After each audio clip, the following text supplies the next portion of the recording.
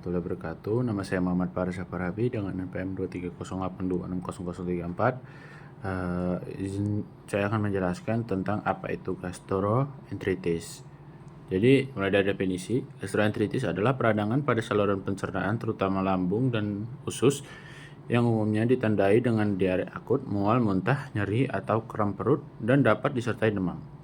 Penyebab tersering adalah infeksi virus, tetapi dapat juga disebabkan oleh bakteri, parasit, atau toksin dari makanan dan minuman yang terkontaminasi. Kondisi ini umumnya berlangsung akut, tetapi komplikasi utama yang perlu diperhatikan adalah dehidrasi dan gangguan elektrolit. Yang kedua, kita masuk ke etiologi. Gastroenteritis itu dapat disebabkan oleh berbagai mikroorganisme. Penyebab yang paling sering adalah virus seperti norovirus, rotavirus, dan adenovirus. Penyebab bakteri antara lain Escherichia coli, Salmonella, Shigella, dan Campylobacter. Selain itu, terdapat penyebab parasit seperti Giardia dan Entamoeba histolytica. Gastroenteritis juga dapat terjadi akibat toksin makanan yang dihasilkan oleh mikroorganisme.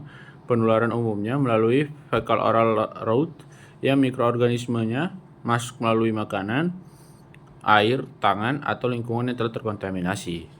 Kita masuk ke faktor resiko.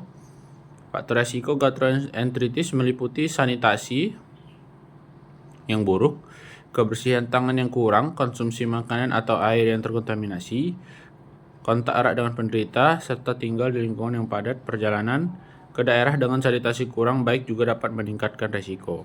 Risiko mengalami penyakit berat lebih tinggi pada anak-anak, lansia, dan pasien dengan sistem imun yang lemah. Kurangnya akses terhadap air bersih dan fasilitas sanitasi juga meningkatkan kemungkinan terjadi infeksi. Kita masuk ke patofisiologinya. Gastroenteritis dimulai ketika virus, bakteri, atau parasit dan toksin masuk ke saluran pencernaan melalui makanan atau minuman yang terkontaminasi.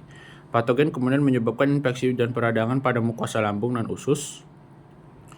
Peradangan tersebut mengganggu fungsi mukosa sehingga penyerapan air dan elektrolit menurun, sedangkan sekresi cairan ke dalam lumen usus meningkat. Akibatnya, kandungan air dalam feses bertambah sehingga terjadi diare.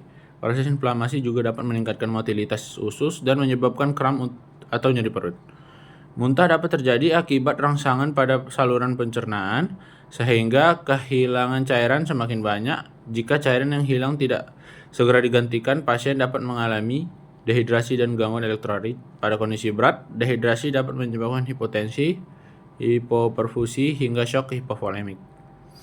Baru kita masuk ke pemeriksaan fisik dan pemeriksaan penunjang. Pemeriksaan fisiknya, pada pasien dapat ditemukan mukosa mulut kering, turgor kulit menurun, mata cekung, takikardia, dan penurunan tekanan darah. Pemeriksaan abdomen dapat menunjukkan nyeri tekan, atau peningkatan bising usus. Selain itu, perlu dinilai suhu tubuh dan jumlah urin. Pada dehidrasi berat dapat ditemukan oliguria, ekstremitas dingin, penurunan kesadaran, hipotensi, dan tanda shock. Pemeriksaan penunjangnya yang dilakukan adalah pemeriksaan PSS. Dapat dilakukan dengan pasien dengan diare berdarah, demam tinggi, nyeri abdomen berat, diare berkepanjangan, imunokompromis, atau kecurigaan wabah.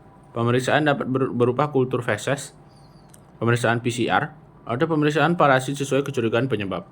Pada pasien dengan dehidrasi sedang hingga berat, dapat dilakukan pemeriksaan elektrolit, ureum, kreatinin, dan darah lengkap untuk menilai gangguan cairan, elektrolit, serta fungsi ginjal. Kita masuk ke tata laksananya. Tata laksana farmakologisnya yaitu kita akan mengganti cairan dan elektrolit yang hilang. Pada dehidrasi ringan sampai sedang diberikan oral rehydration solution atau ORS. ORS membantu menggantikan cairan dan elektrolit yang hilang akibat diare dan muntah. Pada dehidrasi berat atau pasien yang tidak mampu minum, diberikan cairan intravena seperti Ringer Lactat atau NaCl 0,9%. Obat antiemetik dapat diberikan pada kondisi tertentu jika muntah menghambat proses dehidrasi. Antibiotik tidak diberikan secara rutin karena sebagian besar gastroenteritis akut disebabkan oleh virus dan dapat sembuh sendiri. Antibiotik diberikan pada kondisi tertentu berdasarkan penyebab dan tingkat keparahan infeksi. Pada anak dengan diare, zinc dapat diberikan sesuai pedoman dan kondisi pasien. Untuk non-farmakologisnya, pasien dianjurkan untuk tetap makan sesuai toleransi dan menjaga asupan cairan pada anak.